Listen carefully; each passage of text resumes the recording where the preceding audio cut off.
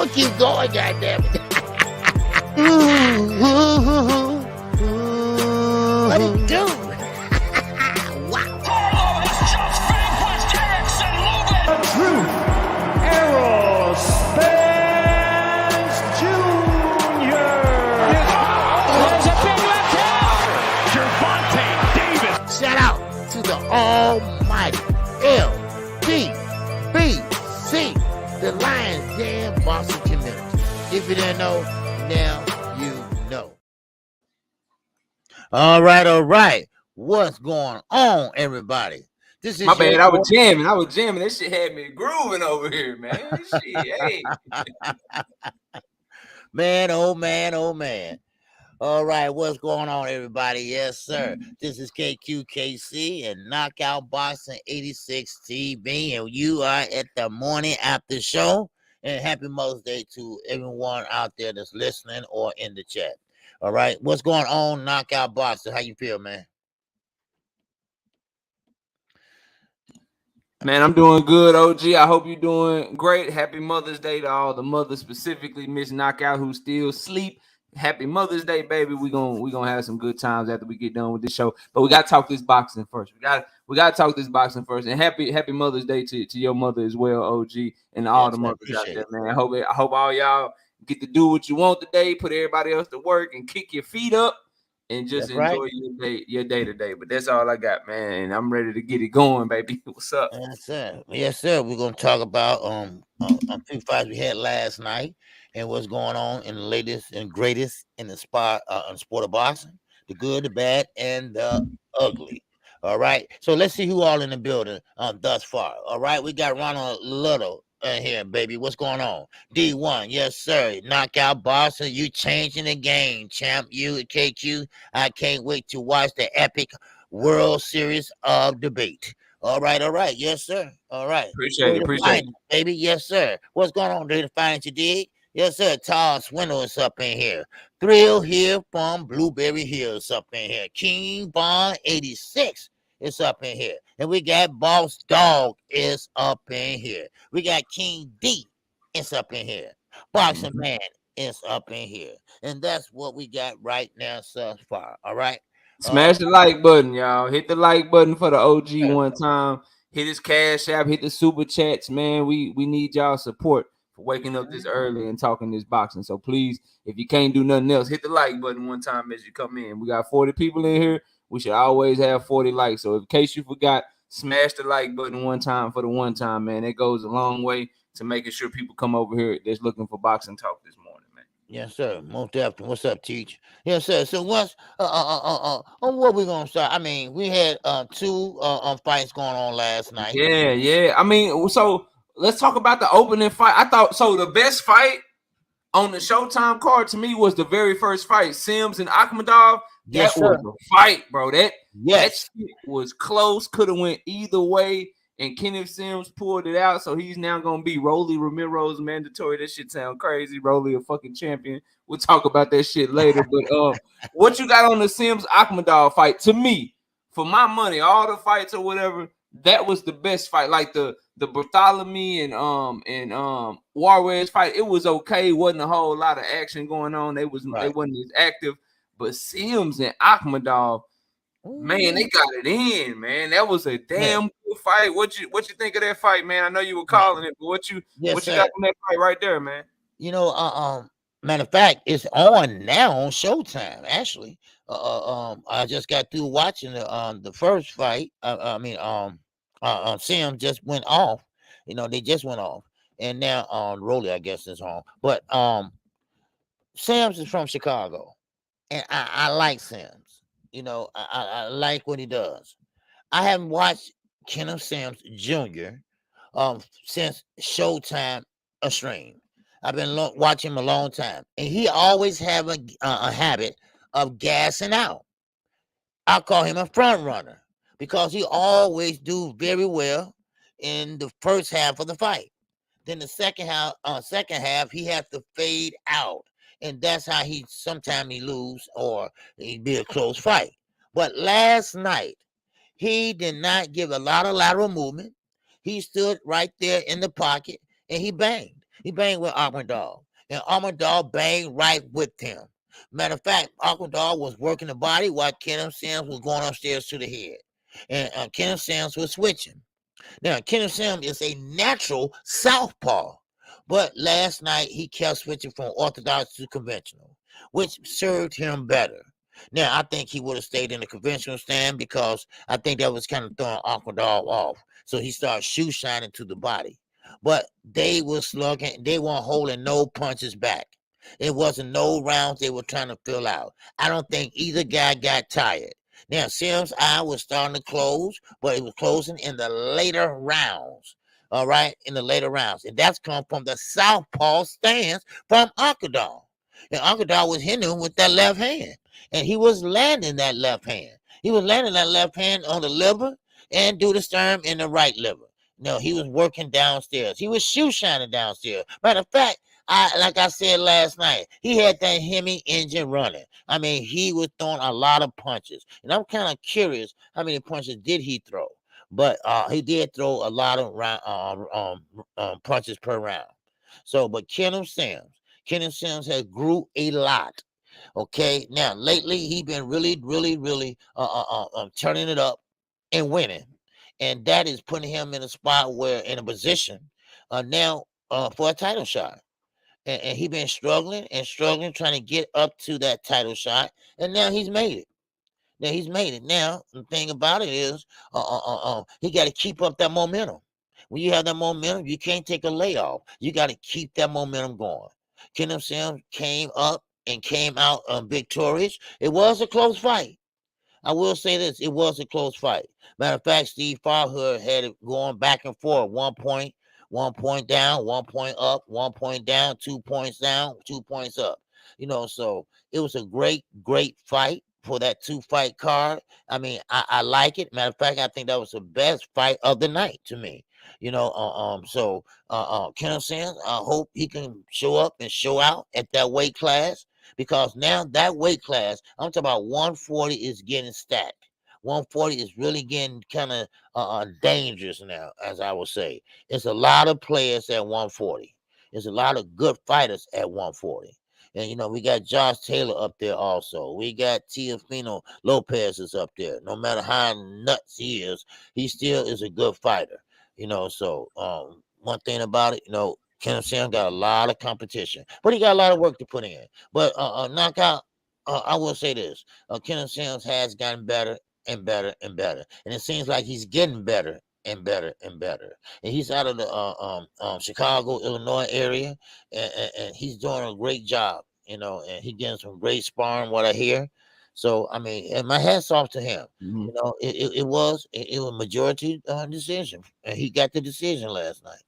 Yeah, it was, and the majority decision part, I'm running with that because it was a close ass fight. Now, one of them scorecards, I seen the brother teach in the building say somebody had an 8-4. That's a little wide to me. To me, that was a 6-6 kind of 7-5 fight, like 114, 114, 115, 113 type of fight. I thought it was a very close fight. One thing that I like what Sims was doing, he was catching and countering, trying to catch Ahmedov in between his work, and as a result, he landed a lot of clean shots on Ahmedov. But Ahmedov is tough, man, because he ain't really got a lot of defense. He get caught in between his punches a lot. He's only 5'7", fighting at 140 pounds, so you know that he got to come forward on everybody, but he always coming forward. He taking one, and he don't stop working. And he outworked Kenneth Sims. I think the judges just lean towards the cleaner work of Kenneth Sims because his shit did look real effective where he was popping Ahmedov head back and it looked like he was landing bigger shots and things of that nature.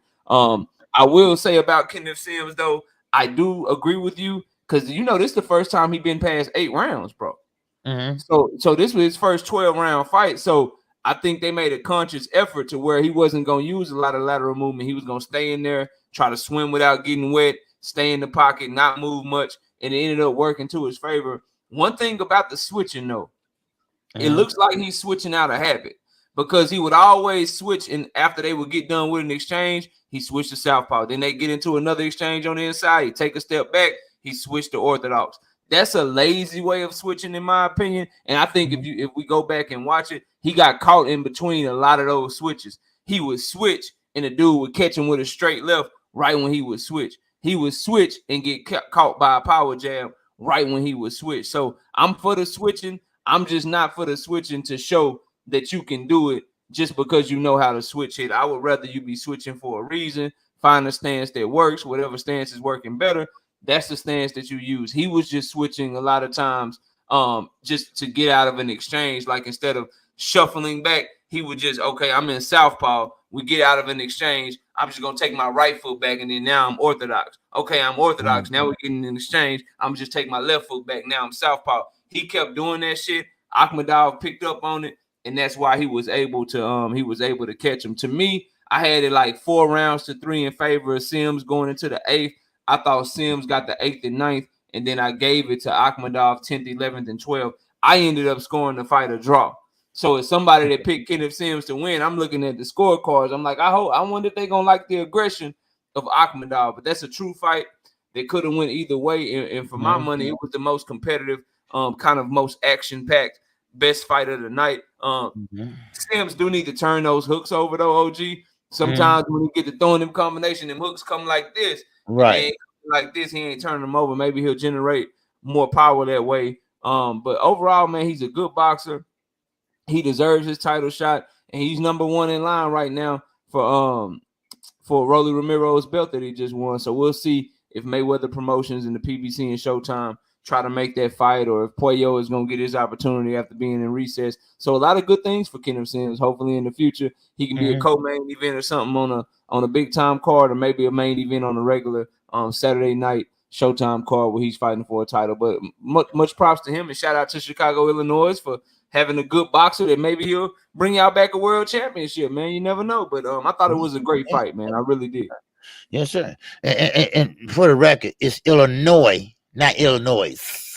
Oh, my bad. Illinois. Yeah. Illinois. The S is silent. My bad. I was taught that a long time ago. Yeah, my bad. I didn't know your state was so fancy. I didn't take the S off then. Shit. Why y'all got that? Like, I don't know. Silent letters, bro. Like, if it's a silent letter, just take it off of that motherfucker, man. You know what I mean? Like, what is it doing there? I don't know why the S is there. I don't know. But it should be, if that's the case, it should be ILLINOY, Illinois. Y'all trying to trick people and shit, man. Illinois. And then you gonna correct me in front of all these people and shit, man. I'm just saying, you know, everybody goddamn, man. Well, look, man,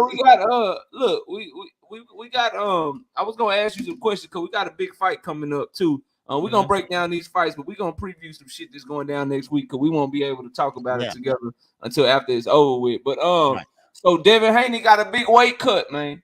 Yes, he got a big weight cut coming up. What are we thinking? You think how you gonna look on the scales, man, for this fight with Lomachenko, undisputed in the lightweight division? You know, everybody knows that Devin is a big boy, man. He growing. Probably should have been left the weight class, but he making it one more time to defend against Lomachenko, a fight that he's been wanting. What do you think of the weight cut? Is he gonna struggle to make weight? You think he's on weight, you know, gonna be looking good on the scale? Do you think it's gonna play a part in the fight? Just talk to me about the weight cut Devin Haney has in front of him and how it's gonna go, man. Well, you know, KO, man, he been cutting weight for weeks, to be exact. He has nutrition, so he can cut the weight correctly.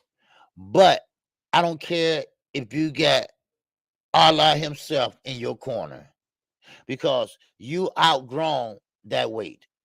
It's just simple as that. Now, how he's gonna look like he looked before. Sunk in, like he lost a lot of weight, which he have to make the weight, and he's not gonna look natural. He's not gonna look natural because that's not how he's supposed to look at that age. That's not what God intended for him to be. He is forcing unnatural weight on himself to get that name on his resume.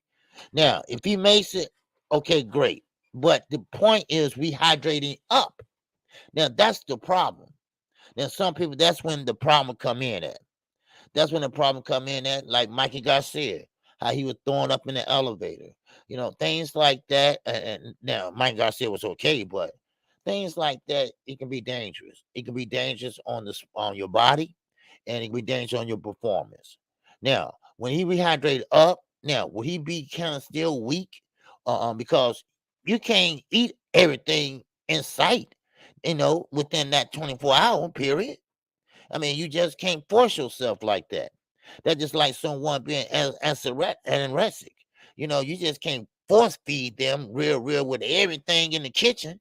You got to take it slowly, slowly, slowly. And I feel bad for the young man because he wants the legacy. He wants that fight. He wants that name on his resume, and he want to perform. And because now we all hear the email build, we all hear about how he doesn't have a chin. He's pillow fisted. He want to prove everyone wrong. He want to make a statement, and particularly to none other than Tank Davis. So he want to show up and show out. But still in all, I think that weight gonna be a problem for him. Now that's my opinion. I think when you step on that scale, you be like, whoa, who is that? You be like, hey man, that's Devin. But next thing you know, it came all right. He looked okay when he fought Cambosa, but we look okay when we fight Lomachenko, and we're gonna see Friday afternoon. Yeah, it's gonna be what? We fought in October, November, December, January, March, April, May. That's 6 more months, man. Like that's 6 months that's not easy, bro. That's not easy. So for me with the weight cut, I hope that the nutritionist is very good. I hope that he's able to make weight and be himself in the ring, because the last thing I want for that young man is to lose because of something that ain't got nothing to do with skills, something that ain't got nothing to do with Loma being better than him, just simply off the strength of you was dehydrating yourself and you wasn't yourself. You was 60 or 70% of yourself, and everyone could see you didn't have the energy. Everyone could see that you weren't as fast and as sharp, and you weren't reacting the same to punches that you usually do. So I don't want that to happen to him, because I know that if it does, no one's going to give him that excuse. No one's going to want to hear that shit. No one's going to care. They're just going to be like, you lost, you was overrated, you was this, you was that. And I don't want to see him go through that. What I will say, though, what I am noticing, I saw the OG Bruce put it in the chat, too. Everybody talking about how good he looked getting all this muscle and shit. Well, muscle is the hardest shit to lose. Like, getting all that muscle is going to make it even harder, and it's going to put an even bigger strain on your body. I just hope it's not to the point where it's too much and it end up costing him that undefeated record. It end up costing him those undisputed belts. And now that stock that you had that was up here, we all know how boxing is these days. You lose, that shit drop. It's going to plummet. Now guys going to feel like they ain't got to fight you. They going to write you off. Promoters that was willing to work with you, all of a sudden them deals, they could possibly go away, and they could make you have to work your way up with nothing but tough fights and shit. He's putting it all on the line, man.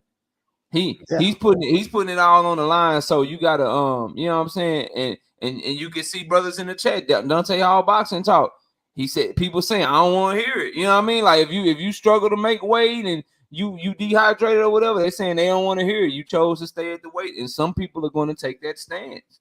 They're going to take that stance. That's why they shouldn't have committed to staying at the weight after this fight. They should have waited to see how this weight cut goes. This is the biggest weight cut of this year, in my opinion. Like this is the most important weight cut that we going because this is the one that I'm really paying attention to more than any other one, because he's the one that I know everything's on the line, and he probably shouldn't be at this weight class, and it's a lot riding on this fight. If Loma turn back, he's fighting a fighter that if Loma turns back the hands of time and he's himself, Loma can beat you just off the strength of how good he is. But you add the weight cut, you add the corruption, the politics, and boxing and shit, man, Devin up against it, bro. Yeah. He up against it. So I hope it goes well. I hope he has a good weight cut and he can rehydrate and be himself. But that is one of my worries going into this fight as we preview it is, man, what's that weight cut gonna be like for you, bro? Because that shit, you know what I mean?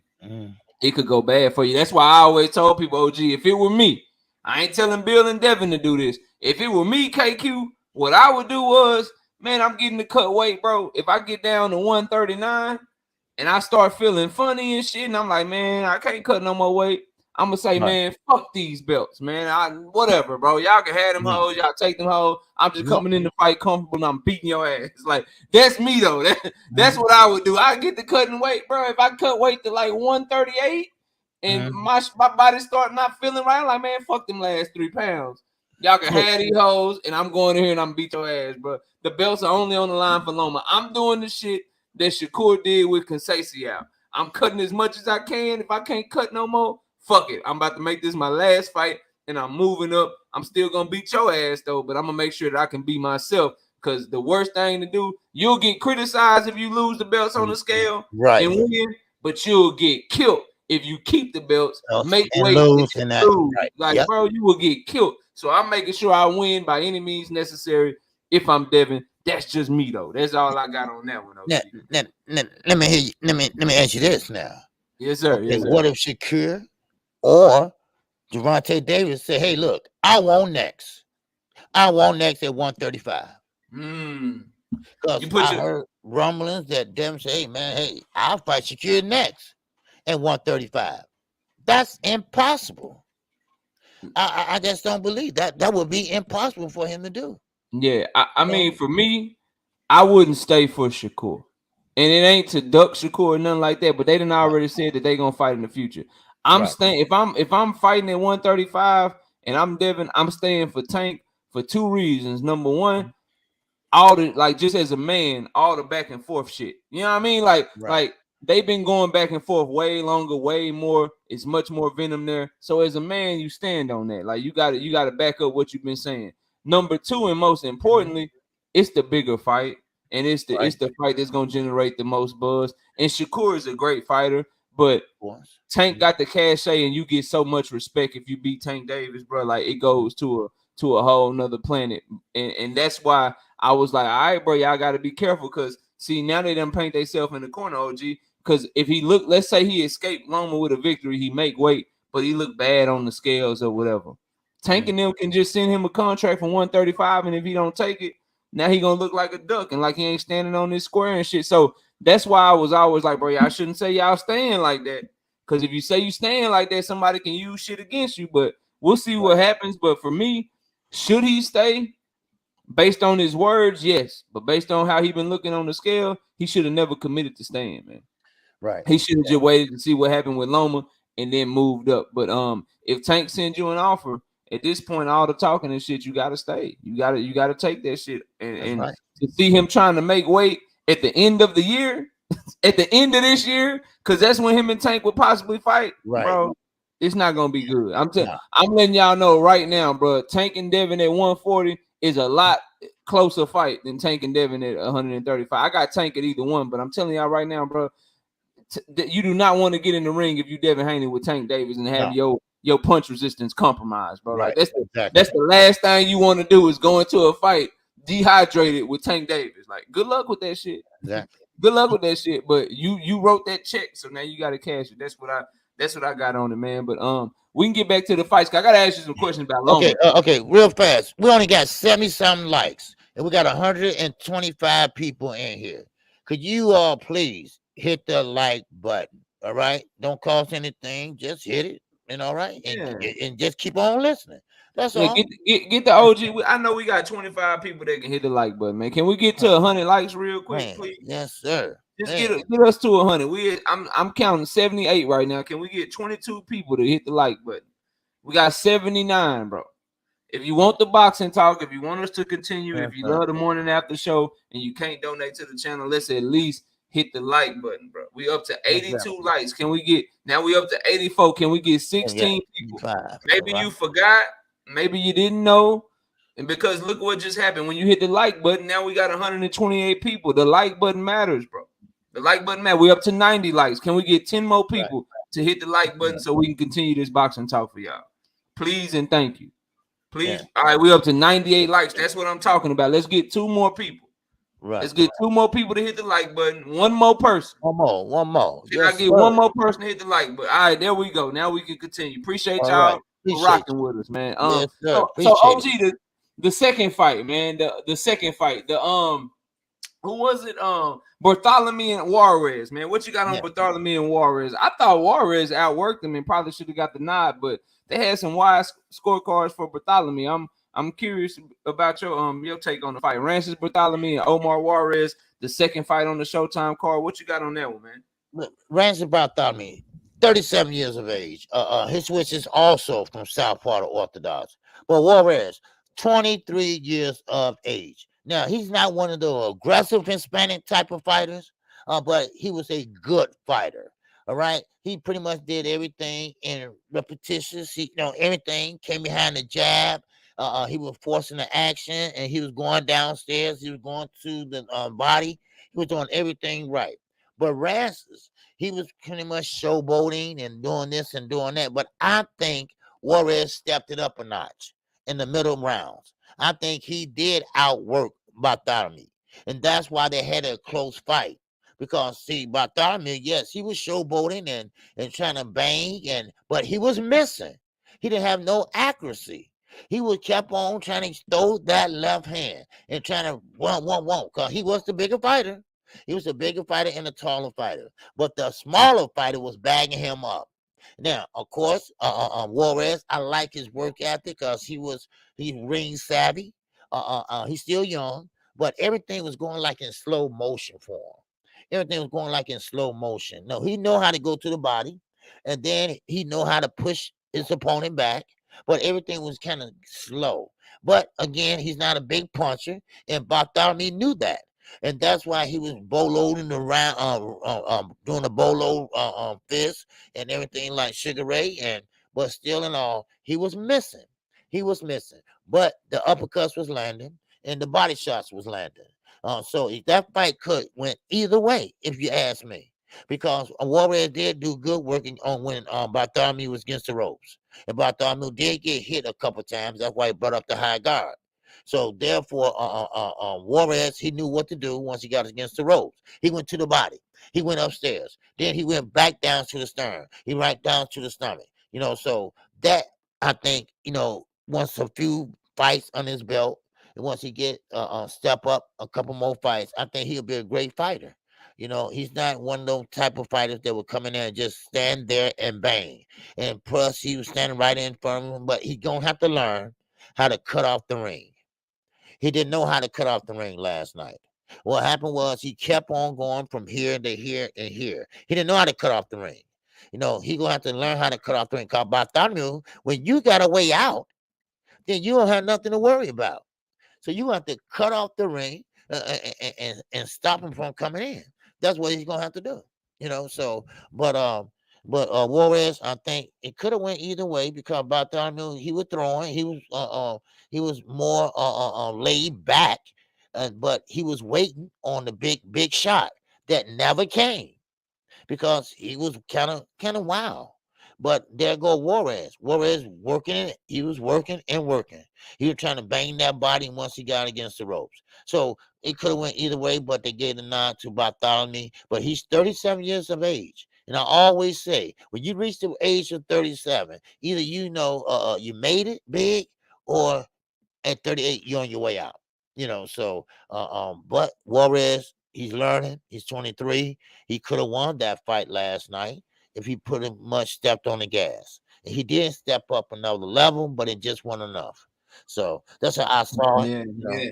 So, yep. Yeah, Juarez to me, he got mesmerized with the feints and the posturing of Bartholomew early in the fight. Mm-hmm. Bartholomew was doing all those feints, switching stances, posturing with him and shit to try to get him to not work, to try to get him to just sit there and be a mirror and posture with him. Because Bartholomew, like you said, OG, he 37 years old, so he don't want a fast-paced fight. And in my breakdown, I told people Juarez needs to make sure that he makes Bartholomew work early in the fight, because he gonna have the energy at the end of the fight. You make him work, you make him throw punches, you make him, you know what I'm saying? You make him have to fight with you. He didn't do that. And as a result, they gave Bartholomew a lot of those early rounds where they wasn't doing shit and they were just posturing, and I throw a jab, you throw a jab. I might jump in with a body shot, you counter a little bit. They wasn't throwing. He didn't do enough work. And as a result, when he turned it up later in the fight, it ended up not being enough. Now, I don't know where the judge got 98-92 from. That's a wide ass scorecard for the fight that I saw. I thought the fight was much fucking closer. Maybe you edge it to Bartholomew 96-94 in that 10-round fight. But for me, I thought that, and I hate using this term because I hear it and it's annoying, but I think it rings true here. I thought Juarez lost the fight more than Bartholomew won the fight because there were simple adjustments. Because Bartholomew, he ain't got no power either. He might look strong and big or whatever, but he got 15 knockouts in like 32 fights. And those knockouts was way down at like 130, 135 pounds and shit when he was a champion and shit. So he coming up to a bigger weight class. He ain't got no crack like that either. He just looked big and looked strong. But if Juarez would have put the foot to the gas, how he did in the back half of that fight, and just say, you know what, I'm coming to you. I'm going to outwork you. I'm going to put you on the ropes. I'm going to throw body shots, and we're going to turn this into a close boxing match where we close to each other, then he probably would have won that fight and got the decision. But with those wide-ass scorecards, I still don't know. It looks like they wanted to pass Bartholomew through because they may be trying to set up that Gary Antoine Bartholomew rematch. By all intents and purposes, is probably what it looked like they're trying to do. But overall, bro, I thought that the scorecards was very, very wide. I thought both fighters could have did a lot more work, but Bartholomew fought to his game plan. He did exactly what he wanted to do. He slowed down the work rate of the younger fighter, made him use his brain, made him think in the ring for the first half of that fight, and as a result, a little too late for Juarez. He did a little bit too little and a little bit too late. He should have started fighting in the first half of the fight. Maybe he would have had a better opportunity. As far as him, he's only 23 years old. This is his second loss. He can work his way back up, but if he has good skills, not a power puncher, but he gonna have to outwork guys and he gonna have to outthink guys and be defensively responsible while doing it. He's not gonna be able to just posture with people and outbox them and not throw punches. He doesn't hit you clean enough to do that, and when he does, he ain't got no crack behind it, so it is not gonna be anything that's gonna deter anybody from doing what they do. But I thought it was a good fight. It was an okay fight. I just thought Juarez left, as they say, a lot of meat on the bone. He left a lot. There's a lot of things he could have did to make that fight go a different way and not put it in the hands of the judges the way that he did, bro.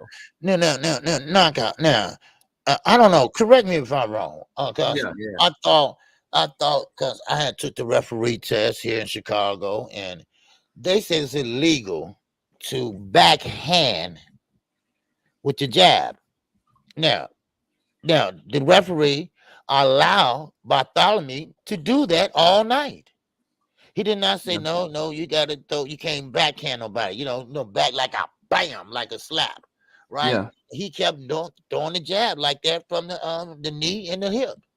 Yeah, it's one of those rules where it's illegal, but they don't really enforce it. Kind of like in the NBA, they supposed to have their jerseys tucked in and shit at all times, but you ain't finna go up to a player and tell them to tuck in their goddamn jersey. Like, it's a rule.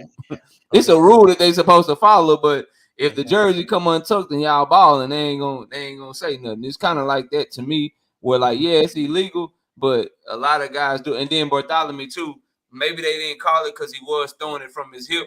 Maybe if he was throwing it from right here, maybe they would have called it. But since he's throwing it up here, maybe that's why they didn't call it, because of where he was throwing it from. But I agree. You see it a lot in boxing. Hell, the guy in the main event, Rolly jabbed like that. He jabbed with his backhand. They don't call it on his ass either. Now he hardly lands a jab because he's so goddamn trash. But whatever. Yeah. Whatever. But yeah, man. I think it's just one of those rules where they tell you it's a rule, but then they don't enforce it, man. All right. And happy Mother's Day, Quee. How you doing? Quee, what up? Happy Mother's Day. Salute to you. So let me ask you about Lomachenko, man. All right. Yes, so sir. as we talked about Devin and him trying to make weight and how tough it's probably gonna be for him. Lomachenko, he looking sharp. He ain't saying a lot. He looking. Oh, you got a super chat. Go ahead and catch that. Then I'll ask you what I got. Mattel, yo L in the super chat, baby. I appreciate you. All right, yes, sir. I appreciate you showing up and showing out all the time. All right, salute, Matai. Salute, Matai. Appreciate your support, man. So Lomachenko, he's looking sharp, looking crispy, taking the fight serious. Does he have enough in the tank to win this fight? All things being equal, Do you think he is gonna put on a turn back the hands of time performance? Or we gonna get a Nomashchenko? You know, we gonna get Chenko versus Nakatani, or Chenko versus Kome, or we gonna get closer to the Lomachenko that fought Teofimo, or the Lomachenko that just fought Jermaine Ortiz? What Loma do you think is showing up, man? Well, you know, Loma, his mannerism, the way he's acting, he don't want to be there. When when you see someone that not selling the fight, when he believes that he should be at 122, Devin Haney is he's a heavyweight.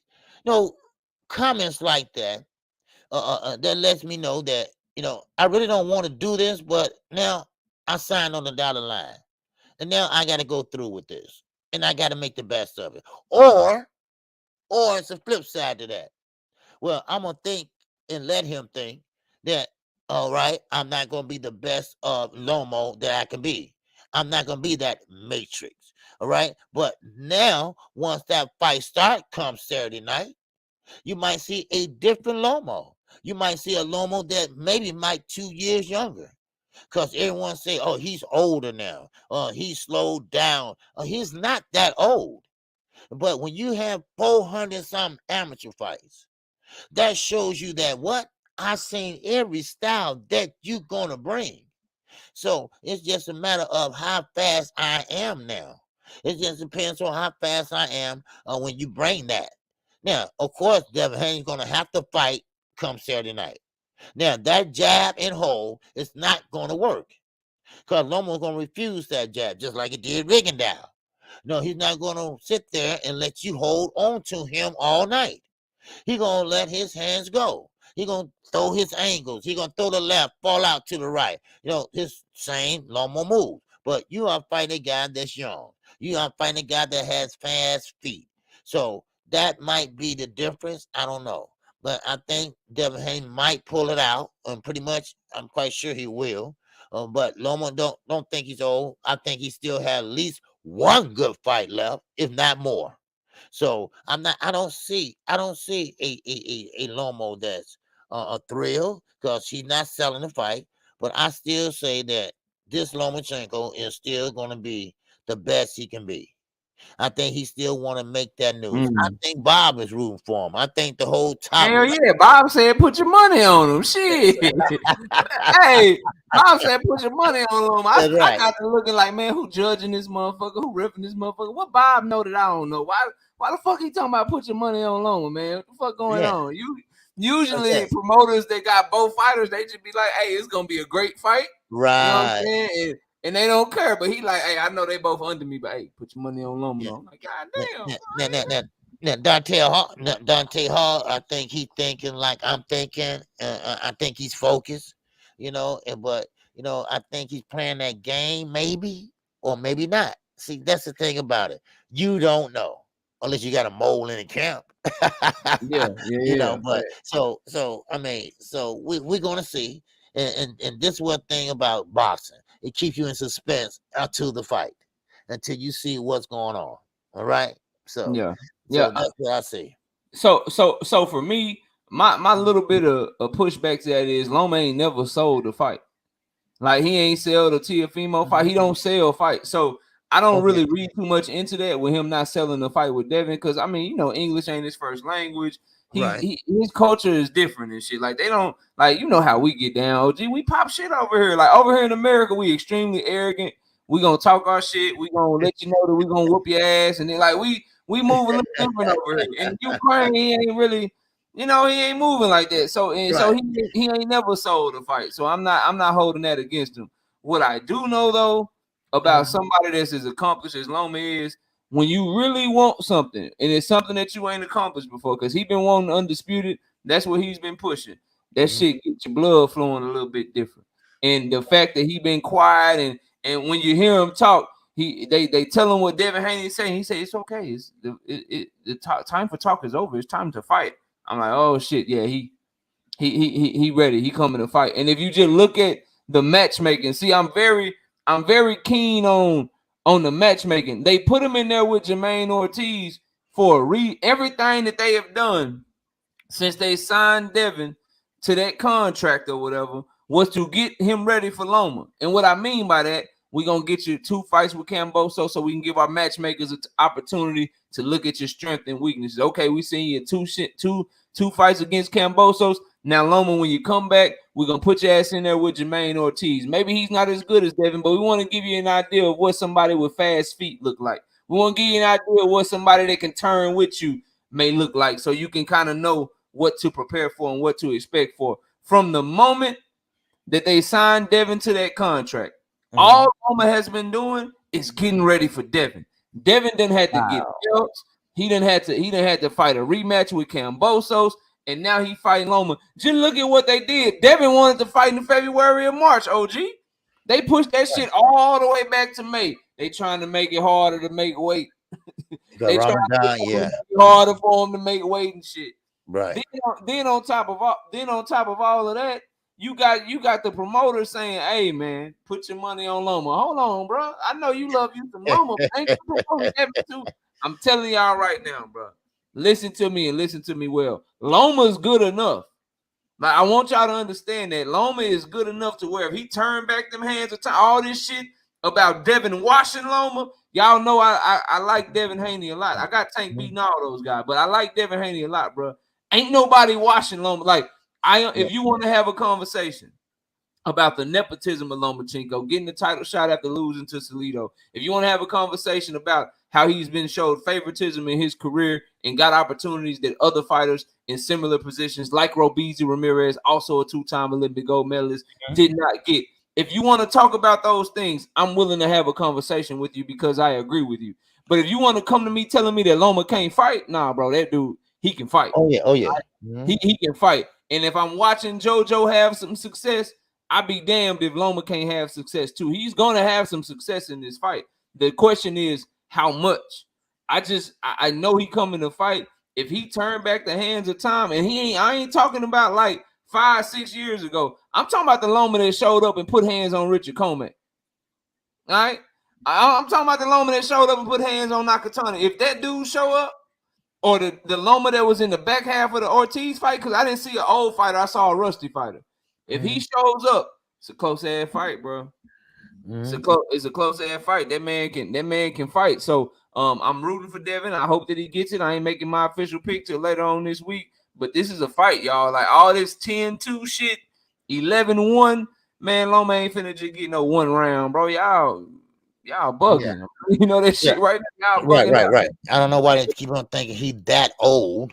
He's not old, you know. I mean, yes, he had a lot of fights, you know, but he didn't have a lot of wear and tear type of fights. You know, it's a lot of quick fights and a lot of hit and don't get hit fights and, you know, that type of fight. I mean, he wasn't no slugger, you know, they wasn't I mean, come on, you know, so we're going to see. We're going to see if Haney going to get in there, you know? So yeah, I can't wait till the fight, man. We're 6 days away. All right, man. What's up with it, Nordy? I see you. Look, man. The main event on Showtime, and then we'll get over to the ESPN call. We'll talk about Janibek's performance in a minute. But matter of fact, now let's do that first. We'll talk about Rolly last. We'll talk because we got a lot to talk about with Rolly. Janibek versus Stephen Butler, man. What you got on that fight? It all happened so fast. What you think? What you think of Janibek's performance against Stephen Butler, the Canadian, man? You know, it just says Butler just wasn't at his level. You know, it is levels to the sport of boxing, and he wasn't at his level. And Janibek had the reach, he had the experience, and he went out there and he got that out the way. You know, he just was too. You know, he just was too stocked with experience, and Butler just couldn't do anything about it. Now, of course, Janibek being a southpaw. You know, he hit him with a straight left, you know, and no, he knocked him down. What's the referee name? Wise. You talking about Reese, right? Wasn't that Jack Reese? Jack Reese. I'm sorry, Jack Reese. You know, that got to be one of the horrible referees too. You know, but he gave him a chance. he gave him a chance. I mean, Jack Reese gave him a chance. Got him up. But Janibek knew that this guy, can't hit and can't hurt him, and he just went in there and just did what he always do. He goes in there and he finished him. So I mean, Janibek, I mean, kudos to him because we knew what it was, but I thought it was gonna last a little longer than it was. I had my tablet here and I was gonna get them some updates, but that was it. It wasn't no update. It wasn't no update. That shit was over in 5 minutes, man. Exactly. Look, bro. So, go ahead, my bad. Yeah. So Janibek, this is the thing about it. He's a middleweight. What's next for him? And that's why I put in the thumbnail. What's next for him? I mean, what would he do now? Who would he go to now? He does have a strap. Now who would step up to him? Who would pretty much? You got Oscar De La Hoya. He is calling for Charlo to be stripped. All that. Now, where do the other middleweights fit in with Janibek? Because you got a lot of guys that don't want no smoke with this guy. Got some that do want to smoke. So where will he go from there? Now with this win, man, he needs to. So I don't know where he go, but I hope Top Rank don't put him on that Triple G plan, bro. I hope they don't put him on that Triple G plan. I know Adames want to fight him. Him versus Carlos Adames is a great fight. Now Demetrius Andrade ducked him. I don't care what y'all tell me. Andrade ducked Janibek 2 times. Shit, Jaime Munguia just ducked Janibek. Like all these dudes is passing up title opportunities to fight him. So they gotta just try to put him in there with the best possible opponent for fucking this fight though. Stephen Butler, I don't want to see no more Stephen Butlers for Janibek. He too good for him. If y'all go watch the breakdown and prediction I did on this fight, I told y'all, man, Janibek left hand just too educated, bro. He countered with that motherfucker, whether it's a straight, looping around your guard, the uppercut I told y'all about. He just was too good with his timing, too good with his footwork, and too good with just taking that half step back. And when he took that half step back and Steve Butler reached over his front foot, man, he threw that uppercut with no effort and just clocked his ass, knocked his whole chin to the sky, bro. Looked like he was just looking, bro. He made that dude look. He made that dude look like he was just looking up at the sunrise or something. Like, bro, I don't know, but that shit should have been stopped when he put him down the second time, bro. Jack Reese let that man get damn near concussed and had to go to the hospital after. Now Stephen Butler about to probably be suspended by every fucking commission because you didn't stop the fight on time, bro. It was bad, bro. It was bad, but this is like we can't take too much into it because in his last performance, Janibek didn't look as good. So, but he came back. He looked good in this fight. He looked strong. As far as to answer your question, where he goes from here, if I'm ESPN, if I'm Top Rank, you try to get the other champions to fight you. If you can't get the other champions, you just go straight to the top of the list of your sanctioning body and you start making offers. Number 1, number 2, number 3, to try to get them in there with the best possible fighters so that way you can say, hey, we trying to fight the champions. They said no. We tried to fight these top guys. They said no. Like, if you're going to be the boogeyman, then you need to be the boogeyman for real. You know what I mean? You got to be the boogeyman for real, and that means going after everybody, keeping that same energy with everybody, and then just fighting the best possible opponent that's willing to get in the ring with you. But for my money right now, I've heard Carlos Adames say he willing to get it popping, and that's a fight. That's a true close 50-50 like fight. Like that's a good ass fight with him and Carlos Adames that I would love to see. Other than that, man, stay active. You know, he just fought in May. He need to get it cracking again this year. You know what I mean? He need to get back in the ring as soon as possible because he ain't take no damage. Hell, he fought for 5 minutes. Right. I'm sure training camp with his trainer buddy McGirt. I'm sure that shit was way harder than the fight. I'm sure he took more damage and he took more punishment in his training camp than he did in the fight. Anytime that's the case, they need to be banging on Top Rank, though, man. Get us another fight. That was some bullshit. Can we get somebody that can last more than 5 minutes, please? Because that's all the dude was able to last, bro. So he need to get back in the ring as soon as possible. But that's all I got on that, man. Yes, sir. So I thought, I just thought it would go longer, but I knew that he probably would get knocked out. But of course, Janibek just came and no filling out round, just came straight on in and hit him with a power shot. So, yeah, for sure. That uppercut changed his lights, man. Turn off his lights like he ain't paid a goddamn light bill. All right, man. So now, wait a minute. Before we get to the main card on Showtime, I want to talk to you a little bit about what we've been hearing lately with the Crawford and Spence fight. I spoke on it a little bit last night, and of course, I'm not the guy. And I don't know about any other content creators, but I don't like to play connect the dots. Okay, I don't want to go by this person said this, so that got to be what it might be. Then the other guy said this. Then don't forget, Terrence Crawford said, sister said that. I'll be glad they announced the fight. But see, I'm a type of guy that I like to wait and see, and I like to hear from the ones that count. All right, the ones that count, like Steven Espinoza, someone like Earl Spence. I like to hear the official announcement. All right, I don't like to go by content creators. Hey, the fight July the 15th, because we've been here before.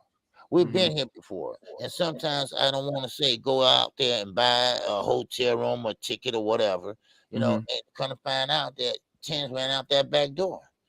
So, but I think this time, I think Showtime is playing it, or PBC is playing it cool. They're gonna make sure that Earl Spence has a fight if he backs out of the negotiations.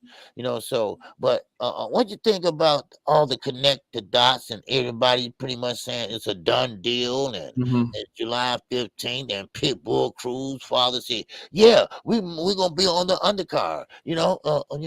I mean, what do you think about all that? So everybody that's saying that, right? I'm sure you can go find some content of them saying the exact same shit or having the exact same sentiment last year. That's what I think of it. Everyone that's like, yo, the fight is done, or hey, it's about to get announced, or Bud said this, and Earl said that, and Showtime is optimistic. Everyone that is saying that shit in May 2023, right? Everyone, I guarantee you, bro. I'd be willing to bet whatever you want to bet that you can go to July of 2022, you can go to August of 2022, September 2022, and you was hearing them say the same shit, whether it's coming from Bernie the Boxer, Terrence Crawford, Earl Spence, Steven Espinoza, this reporter, that reporter, his YouTube channel, her YouTube channel, their YouTube channel. Everyone is saying that shit right now, bro. Right. All of them. You can go find them saying the same shit last year, bro. That's what I think of it. So I say, fuck it. Until they announce this shit, until I see me a press conference with there you go, press tour around this motherfucker, I ain't believing none of them. I don't care what y'all tell me. I fell for that shit last year. I was telling we gonna get the fight. Hey, I think we gonna get the fight. I was doing the same shit that other. I was like, look, Bud Crawford was doing an interview with Showtime. See, he wouldn't do an interview with Showtime unless he already knew that he was gonna be fighting Earl, and Showtime wouldn't put up on his platform. So since he doing the interview with Showtime, then I know the fight gonna happen. I was doing all that bullshit. I'm doing this shit. Right. That's what I said. Man. That's what I said. You know what? I also said this, that maybe Earl Spence should give him a deadline, because Earl Spence is putting his career on hold, and then when you put your career on hold, then you're taking away from your skill set. A busy fighter is a good fighter, and so I think Earl Spence. I know you don't like it. I know he hated it. When you got 3 belts, all you need is one more, and you got the guy that don't want to cooperate or don't want want even 50-50. So sometimes you just have to move and do what you have to do. It's still enough time for him to go up to 154, and hopefully maybe grab a couple belts up there. So I mean, it is what it is. Listen, and there's ways you can do it, OG. You can still expose them. Number one, I agree with your first point of, hey man, I'm putting a deadline on you. I would have did that shit from the rip. As soon as he beat David Avenesian, I would have used his own words against him. You said you agreed to everything, right? Well, here go everything you agreed to. You got 48 hours to sign that shit, or we moving on. And then don't sign this shit, he don't sign the contract that he quote unquote agreed to, then shit, I'm out of that motherfucker. But if I'm Earl, I'm going live with the shit. I'm man, listen, it couldn't be me. I'm going live. I'm putting that shit on Twitter. Look, we made him an offer. This is what we offering his ass. We offering him this much money. This is where the fight would be. This is the date that we offered him. He got that shit in his inbox. He got the fucking contract. If he don't sign that motherfucker, I'm moving up. I'm letting everybody know that shit. All that quiet shit, all that trying to do shit behind the scenes, bro. I'm not doing that shit no more if I'm Earl. Like, how long does it take to, like, do y'all understand, bro? This fight ain't big like Mayweather Pacquiao big and no shit like that, bro. So my question is, how long they've been negotiating for? A year, KQ? Man, I know. Year. How long do it take to make the fight? Hey, we want to fight each other. All right, cool. I'm getting this money. You getting this money. This is where we fighting at. This how big the ring is. I want the blue corner. I want the red corner. All right, fight done. Want that bag? Yeah. Like bro, a year, bro? A whole fucking year? No, bro, no. Yeah, if I'm Earl, I'm sending that man a deal, and I'm letting everybody know, hey, he got the deal, bro. He got this shit. This is what we offering him. If he don't take that motherfucker, then I'm moving up to 154. I'm not waiting no more. Yep. That's all, and that's it. That's all, bro. I'm done. I'm done with it, dog. I'm done. I'm done with it. This shit taking way too long, and it's only one fighter in this situation that's standing fast, that's trying to get this shit done, while the other one done ran off, fought somebody else, then came back. I agreed to everything. If you agreed to everything, why the fuck y'all negotiating again? That'll let you know the man was lying right there. But you know, it is what it is, man. I'm with you. Get that man a deadline and then move the fuck on if he don't meet that deadline. That's where I'm at with it, bro. Yeah. So, well, that's all I got on that. Yes, sir. All right, man. So look, man, Rolly Romero. What you think of his performance against your granddaddy, man? Man, Rolly, big puncher, baby. Yes, sir. Man, superstar boxer. Rolly Romero. Wink, wink.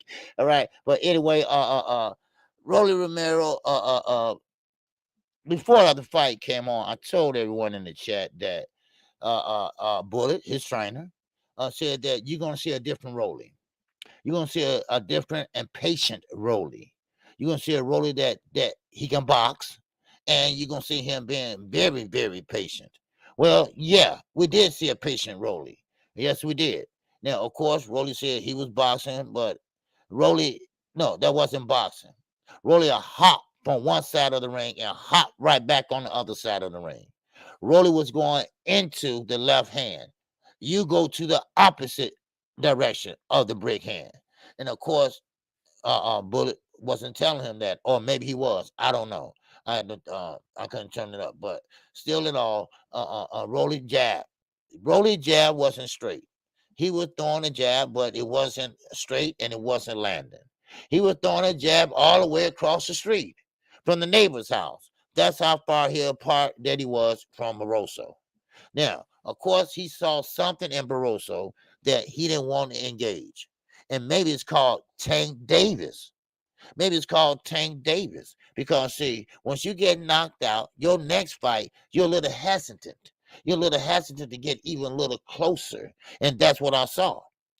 So listen, out of 47 punches, Rolly landed 47 punches, I'm sorry, out of 237. He landed 47 punches out of 237. And he threw only 8 jabs. He landed 8 jabs out of 118 attempted jabs. Now, I don't know what Rolly was doing, but he was being patient. He was too patient. And of course, Rolly was trying to pretty much stay out the way and stay a distance, because he was trying to fight at the distance. But he didn't have a jab. He didn't have a good jab. That jab was very crooked. Now, of course, Barroso was walking him down. The older man was walking a younger man down. And of course, yes, Barroso was using that left hand. Now, Rolly was pretty much turning. But there go Barroso. He's a southpaw. So every time Rolly would turn, he'd go to his right. and he'd turn like this and get him the left shoulder, and then Barroso get close enough where he got to land that left hand. That's why the fight stayed so close. As a matter of fact, Barroso was winning this fight. He was winning this fight to the stoppage. So Rolly was losing this fight, and he was losing because Barroso was going downstairs to the body. Barroso was going upstairs with the left hand. He was landing the left hand on the chest. And of course, Rolly pretty much was trying to defend it, but he couldn't. Now, Rolly, yes, he was trying to throw a jab. It looked like he was trying to engage, but he wasn't. Now, of course, he tried to get a little aggressive. Now, I'm quite sure his coach probably said, man, look here, you losing on the scorecards. You have to step it up. You're going too slow. You have to step it up a little bit. Now, I know patience, yes, but patience, that's a little bit too patient. Now, Gervonta Davis, hey, he's a slow starter too. No problem with that. But he does pick up the pace, round 3 or 4. But Rolly, I'm sorry, Rolly just not that good of a fighter, people. All right. Now, I don't want to say he's just a terrible fighter, but he's just not a good fighter and doesn't have a good trainer. Now, does he have that it factor that I so much talk about? I don't think he does, because his punches are still wide and his jab is still crooked. I don't know if there's any one that can help him with the skill set. Now, of course, his lateral movement, his lateral movement from the left to the right. Now, is something wrong with his feet, or is just something wrong with his head? Because he don't know how to move, shuffle, move this way and move that way. He don't know how to go back. He hops. He's like I say, hopping down that bunny trail. Here come Peter Cottontail. And that's what it is. That's how Rolly moves. He hops and hops and hops. So he's trying to, box and show some boxing skills, but the skills weren't there. The skill set wasn't there. And then, of course, he got knocked down. Why? Because of the spinning. Why? Because he gave him the left shoulder and he was spinning around this way and got hit with that straight left hand. So now he went down, and of course the ropes held him up. If he didn't, he would have went down. So that's a knockdown. Now, of course, here come Barroso. Now, Rolly did get him a straight right on top of him. Okay, right on top of the head. But Barroso took it well. All right, but Barroso took it well. But only thing about Barroso is this. Barroso, what happened with him was that he got hit on the head, but he took it. But Rolly pushed him down. And that was a push down, but they called it a knockdown. All right, so we got 2 knockdowns apiece. Okay, now of course they get back in action. Now Barroso, yes, it looked like he was kind of weary, but that's just the way he looked. He did look older. He did look older than 40, but that's here and there. But still in all, they was landing. They was throwing. They were throwing in the corner. Now I don't know what Tony Weeks, what his position was. I think he was out of position, because he was right there behind Rolly. Now, I don't know if he thought them punches were landing, but if you see all over the internet, all those punches Rolly threw, not one landed. Not one landed. And also, if you look around on, especially Twitter, you can see Tony Weeks filled with nothing but beer and wine all over his shirt, because nobody didn't agree with that call. That was a bad call. And I'm quite sure that he will hear about it. I'm quite sure that, even Showtime, now I watched it this morning, even Showtime commentator, everyone say, that was bad. Even Abner Morris, that was bad. That was bad. And it was. That was one of the worst calls this year thus far. Now, not one of the worst calls, but, we all know what the WA has been through. All right, the WA, this ain't the first time. This ain't their first rodeo with bad calls. Y'all know that. So now, here we go. Tony Weeks, a good referee. I'm not going to doubt that. But he made a mistake last night. He made a big mistake last night. Now, of course, knockout, you remember.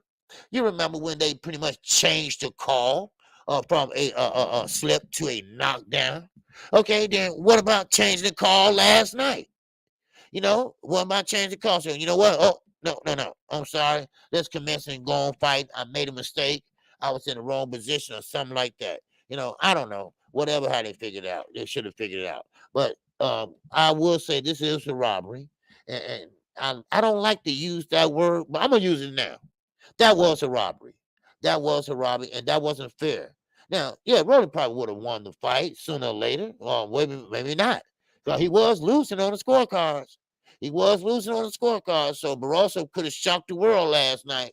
All right. No, well, not shocked the world, probably shocked, Las Vegas, but not the world. But still in all, I almost picked him, OG. I almost did, but I was like, nah, I got to go with Rolly. I can't pick no 40-year-old, bro. I almost picked him. I was that close, and I'm glad I didn't because they fucked the man over. Go ahead. Yeah, yes. And if Tony Weeks was on the up and up, I don't think that would have happened. I really don't. If he was in the right position. See, Tony Weeks was behind him. Tony Weeks should be right there in between both of them, standing at a distance. And that way he could have seen what was going on, what punches were being thrown. Barroso was rolling with them punches, making them miss, but he wasn't making them pay. But he was throwing too. Now, Barroso wasn't landing, and Rolly wasn't landing. That was a bad call. That was a very bad call. I remember Badu Jack. Badu Jack had that big split on his forehead. Now, Tony Weeks was covered with nothing but blood like he delivered a baby. But last night, his clothes looked just like the same night. Looked like he could go to the referee convention right after the fight. Dressed as a referee. He was good. Man, they threw liquor on him. They threw beer on him. They threw everything but the kitchen sink on him. That was a bad call. So, Rolly, I need this, and I need Floyd Mayweather. They need to speak out about this. They need to roll it. They need to do something about that call. Protest. Suspend Tony Weeks. Good guy, but I'm sorry, you got to pay the price. Mayweather ain't gonna do shit because this guy won. Shit, right? His fighter, they ain't gonna do shit. Yep. So I know Floyd ain't gonna do nothing. Boy, got a belt, And this is the thing about it. And before I turn it over to you, this is the thing about it. Rolly Romero just came off a knockout. All right, about Tank Davis. And Rolly Romero is not one of your top guys.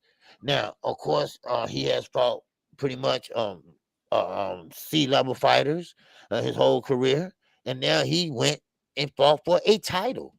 And that's funny. That is really funny how that happened. We don't know, but of course, sometimes popularity and see, Ryan Garcia has something going for him. Ryan Garcia has at least Instagram or popularity. Gervonta Davis got that big brick hand, and he's popular, and he sells. What Rolly got to bring to the table? What do Rolly do but talk a lot of nonsense? So, it is what it is, and now he is a mandatory until was it Ryan Garcia, I believe? No, he a champion. Rolly is the super WBA 140-pound champion. Right. He is a world champion at 140 pounds. That's right. That's right. Yeah. So, but that's all I got. I got Ricky Cooper in the super chat, baby. Yes, sir. It said knockout and OG. There's debates about the value of belts. After the corruption of that fight, is the belt worth anything? May I touch on that, please? May I? Because the last part of what you said in that super chat, it's like it came out my brain and it went into your brain and it went into his. Because OG, I've been having this debate with people for a while now, and this is the shit that I be talking about. So two things. I don't want to say everything that you said and re-say it. That's why we a great duo. You covered the fight great.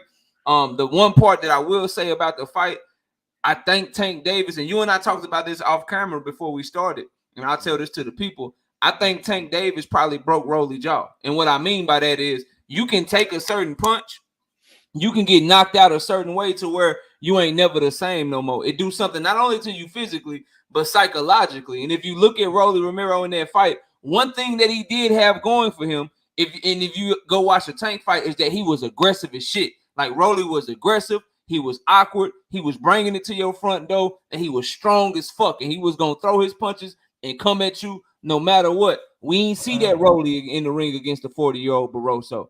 We didn't see that same mentality. We saw something different. Back foot, hesitant, real cautious. You know what I'm saying? Not sure of himself. Taking a punch like that will do that to you. And then remember, he got put down in sparring with headgear on, with 16-ounce gloves by a prospect, by the same punch that Tank knocked him out with, and that shit wobbled him too. Your jaw, you can take a punch, you can get touched on that chin right to where moving forward for the rest of your career, you get touched on that chin, it's the same effect. So that's something that we have to consider. Now, to your point and to the point of the super chat, this is why I tell y'all all the time, bro, when I say shit, it don't be for no reason. When I say shit, the takes and the stuff that I say usually age like fine wine. So I hope that all of the brothers and sisters that argue with me about how much the belts matter, I hope all of the ones that argue with me about having a championship belt means that you're the best. I hope that all of you guys are willing to say that Rolly Romero is one of the best fighters in 140 pounds because now he has a belt. And this is why I say the shit that I say, bro. This is why I tell y'all, bro, like, worry about who's fighting who. Man. Worry about who is getting in the ring with who and how they get their belts. Number one, as OG said, the shit looked like it was some fugazi suspect shit going on. Like it looked like a robbery. Like the man didn't even hit him with no punches, bro. He got the stoppage and he didn't even hit him, bro. Like why are you stopping that shit? So that's bad. Then you look at just how Rolly look in the ring. Does anybody think Rolly Romero? I can just go off of the top of my list. The guy that Super El Matias just beat Ponce fucks Rolly Romero up. Does anybody think Rolly Romero is better than Richardson Hitchens? Jose Zepeda, Jose Ramirez, Gary Antoine Russell. That's 5 people right there that don't got belts, right? But since Rolly has a belt, are we now willing to say that Rolly Romero is better than all of them? Is he one of the best fighters at 140 pounds? If you go look at the rankings right now, you know that shit don't look right, bro. You know if you see the WBO and that shit say Josh Taylor, you're like, okay, yeah, they look right. He's a champion. He can be one of the best because we know what Josh Taylor can do in the ring. You go look at the WBC, that shit say Regis, you like, okay, that's cool. I'm with that shit. He one of the best. You look at that shit in the IBF and it say Super El Matias, you like, yeah, he a motherfucking monster. That's cool. Now you go look at the WBA and you see Rolly as a champion. You know you gonna roll your goddamn eyes, bro. You know you're gonna be looking at that motherfucker like, for real, bro? Him? Like, he the champion? Like, nah, bro. Fuck that belt that he got, man. But I just need people to keep that same energy, bro. If you think that the belts matter, you need to be calling Rolly the best, bro. You need to say that he is one of the best fighters at 140 pounds. If you're not saying that, then you actually agreeing with me, and you don't even know that you're agreeing with me. So as far as that shit, OG, with the super chat and what you said, man, this is why I take the stance that I take. Because number one, he shouldn't have got the shot in the first place, as you said. Exactly. He shouldn't have even been in that position. How the hell you get knocked out and then move up and your first fight is a title fight? So that's one point. The second point is he looked like hot garbage in the ring, bro. Like, what are you, that 40-year-old dude, you put that 40-year-old dude in there with any of the guys I mentioned or any other champions, we all know what they doing to him. We all know what they would do to him. He wouldn't make it past the 5th round with some of them dudes, man. But he was winning the fight against this dude, and they had to pull it from him and take it from him just so Rolly can get a victory, bro. Like, nah, dog, I'm not with that shit, man. No, Rolly is not one of the best fighters. I don't give a damn how many belts he got. You put him in there with somebody for real at 140 pounds, he getting his ass whooped. Hell, Rolly ain't even better than Tiger Johnson, man. Tiger Johnson, goddamn prospect. Tiger Johnson boxing goddamn ears off his motherfucking head, bro. No doubt. Y'all want to call him one of the best because he got a belt. Nah, bro. Nope. Not buying it. Not buying it at all. So that's what I think of it, man. I think it was a sham. I think Mayweather Promotions, Showtime. I think everybody that put Rolly in that position ought to be ashamed of their goddamn self because they know he don't deserve to be there. Hell, he know he don't deserve to be there. OG, did you hear what he said before the fight? He said, I got the shot because I'm Rolly. Don't blame me. Right. Don't blame me. I got the shot because I'm Rolly. Hey, right. No one wants to see you other guys fight. Well, after that performance last night, who the fuck want to see him fight, bro? I'm tired of hearing him talk. I'm tired of hearing him fight. And y'all know he say shit that don't make no sense. You can hate Earl all you want to, but come on, bro. He talking about he want Earl Spence next. All right, exactly. All right, bro. I'm out on that. I ain't got nothing else to say about Rolly Romero, bro. That's it. Right. That's all I got, man. Rozilla Jones, Super Chat said, Big Bro KO said they don't matter. Before now, we see it. Okay. Oh, nah, yes, bro. sir. Yes, sir. I've been trying to tell y'all, people like, oh, you only say that because Tank ain't got no belts. No, I say that because of shit like this. Then you got fucking Mauricio Suleiman, OG. He playing political president. Oh, you can't get a shot at Undisputed because you from Russia. Then you got him changing rules and cheating for motherfuckers like Valdez and fucking Conor Ben with his eggs and shit. You got all these crazy corrupt shit going on, and y'all want to put value on the shit they handing out. Y'all go ahead and do that shit if y'all want to.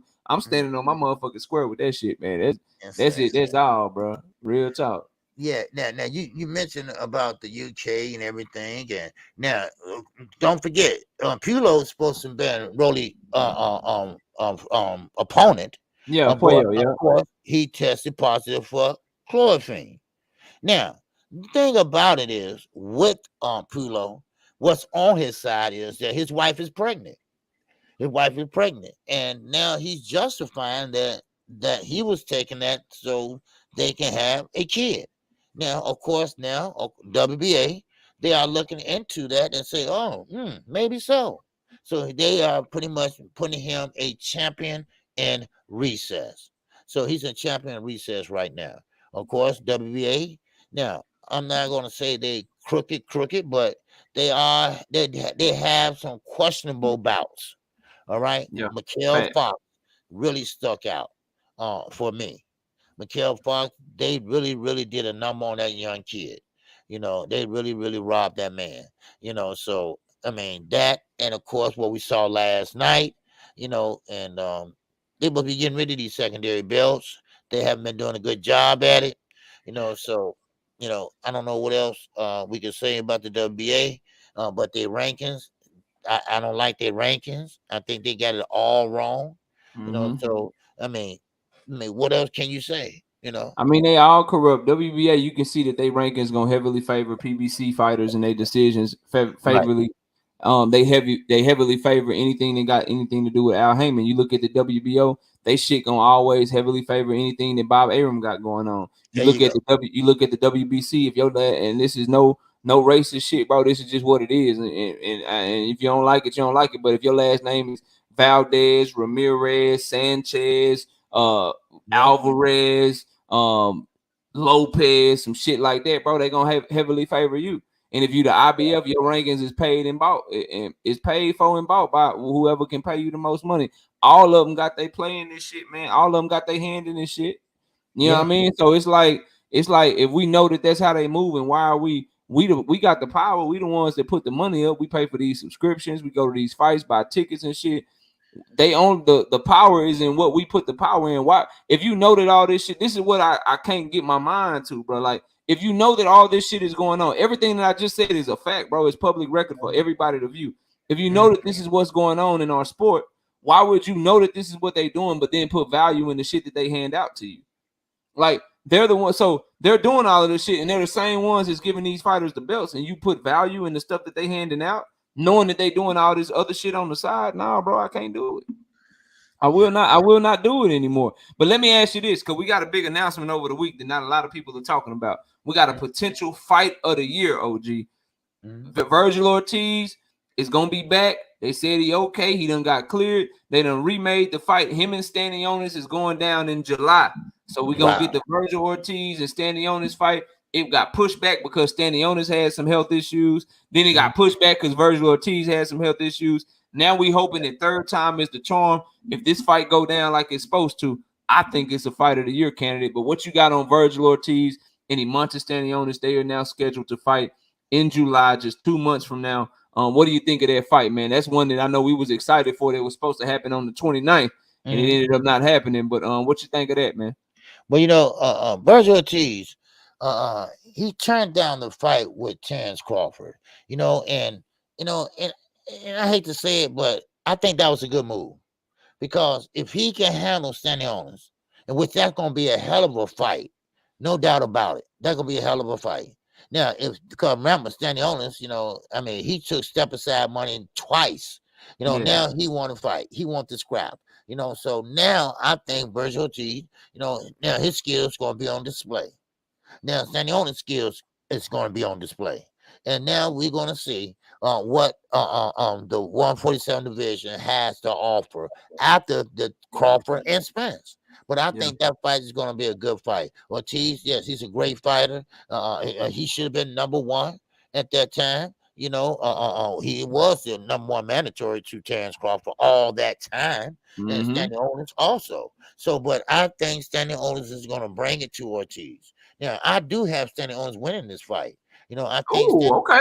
Yes, sir. I do have him winning this fight because he wanted, and he wanted real, real bad. And he sound like he wanted. He feel like he wanted. And, he act like he wanted. So I think this is going to be a great fight. Now, I think he's going to be working real hard to pretty much get Ortiz out of there. Now, Ortiz, hey, very polished fighter. But polished fighter, great fighter, and been with Golden Boy for a long time. And matter of fact, they the only one that's pretty good over there for Golden Boy right now. Yeah, he the last one standing, bro. Yeah. Well, you got Jaime Munguia, sorry ass too, but him and Jaime, that's their last legs right there. But Virgil is crazy. Jaime been a champion already, but Virgil resume already better than his to mine. Virgil been fighting real dogs. Oh yeah, Jaime ain't been fighting nobody, bro. But go ahead, man. Right, and Virgil Ortiz, he's not no slouch. Okay, no doubt about it. He will take his time. He won't pretty much bum rush you. He doesn't fight like any other Hispanic fighter. He take his time and he come in there and he fight. He's a boxer. He's a pure boxer. Is he a complete fighter? I don't think the power is there, but the power, he got respectable power. But still, I think that's going to be a great fight. And yes, that can be next to Benavidez and Plant. That can be a great fight. I would love to see that fight. I can't wait till that fight come about. And like I said, 2023, I told everyone that this is going to be the best year of boxing. And so far it has. It has, so yes, sir. But that's all I have on it. I can't wait to see it, and I can't wait to see it yet. So, and what's going on? A Virginia dad in the super chat. You calling the fight made me tune in, not the fighters. Keep cooking, KQ and KO. I keep supporting from the Bay with respect. Appreciate you. And you, Brazilian dad. Appreciate you. Everything you said is 100% on par. I love Virgil Ortiz, and he got 100% KO ratio. Powerful, be knocking shit out. Fan friendly fight. Boxing will be better if Virgil Ortiz is able to stay in the sport, but this bout that he keep having with this ribdo shit where it's hard for him to make weight, it worries me, bro. And I hope he's able to find a nutritionist or find a weight class or whatever that works for him. Some people's body just ain't meant to cut that much weight, so I hope that he's a 100% version of himself. And then I think Stanionis had like his spleen or some shit. Like they coming into the fight with a lot of questions and a lot of internal shit been going on. So if I'm both of them, I'm working the body. I'm trying to see what their body looking like. Somebody gonna end up folding. Like you said, they both coming to knock each other out. It's gonna be a great fight. And I'm looking forward to it, man. I can't wait. It's one of the ones I've been looking forward to the most all year because I know they're gonna be in the phone booth. They both very disciplined with their high guards and they got good punch technique and they throw them hoes, man. They let him go, Virgil Ortiz and Imantas Stanionis. And Imantas Stanionis showed a great 10 against Butai. Appendix. There you go. Through here. Yeah. Stanionis done got his appendix removed. Virgil Ortiz blood keep releasing toxins into his body and shit. They got that's about the second, third time that happened. Yeah, that's the second time having that shit, man. Bro, he need to quit. Listen, I don't know what he walk around, but clearly something ain't going right with their workouts or something. Something is going off to where they got that man cutting weight all wrong. So he need a nutritionist or he need to find his way to a higher fucking weight class so he can be okay. Or maybe, you know what I'm saying, boxing just ain't for him if he keep having those issues because your life is more important than all that shit. But I'm looking forward to that fight. That's the most anticipated fight. My only hope is that they both 100% and they get to be the full version of themselves because that's going to give us, the fans, one of the best fights of the year. I guarantee y'all that. But it's time for last words, OG. It's about 10:30, man. Time to go chill with the mamas and stuff. Everybody go hang out with your mamas.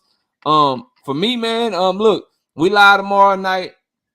I got a dead body. I got to create. Some dude want to debate me. He talking about bringing all the people over and shit like that. So y'all be sure to come on over and support. He say they gonna bombard the chat and all that. All right, bro. Cool. Oh, Yeah, wow. yeah. Okay. We gonna do them dirty. So y'all be sure to tune in tomorrow night. And then I'm live Wednesdays and Thursdays. But don't forget, the debate tournament starts on May 22nd, Monday. I've already released the brackets. Everybody has their schedule. Everybody knows what topics they debating. The bracket is up on my community page in case y'all want to look at it and see what topics, who's debating where, when your favorite debater is going to be debating. And we're getting through all of this shit in only 2.5 weeks. So it is going to be lit. You know what I mean? It's gonna be fire. So y'all be sure to check out the debate tournament, the TKO World Series of debates. It's gonna be fun, man. And then obviously I drop content every day. I got a video uploading right now on Rolly, so y'all be sure to go check out the Rolly video that we got to upload. And KQ, I appreciate you as always, man. Another great show. I appreciate you. That's all I got, man. Yes, sir. I appreciate it. And I am KQKC, and definitely I will be live tomorrow, 11 o'clock a.m. Central Standard Time. And yes, and all week long. And yes, Saturday, we got a fight. Now, we have a Katie Taylor fight that afternoon at 1 o'clock p.m. So I will be calling that fight. And also, we're going to come back that night and we're going to go to ESPN and we're going to watch Devin Haney undisputed fight with none other than Vasily Lomachenko.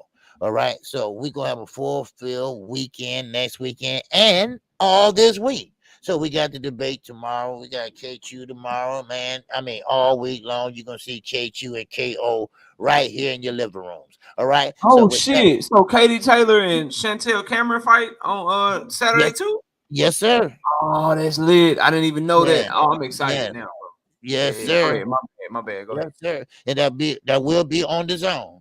Okay, so that will be at 1 o'clock p.m.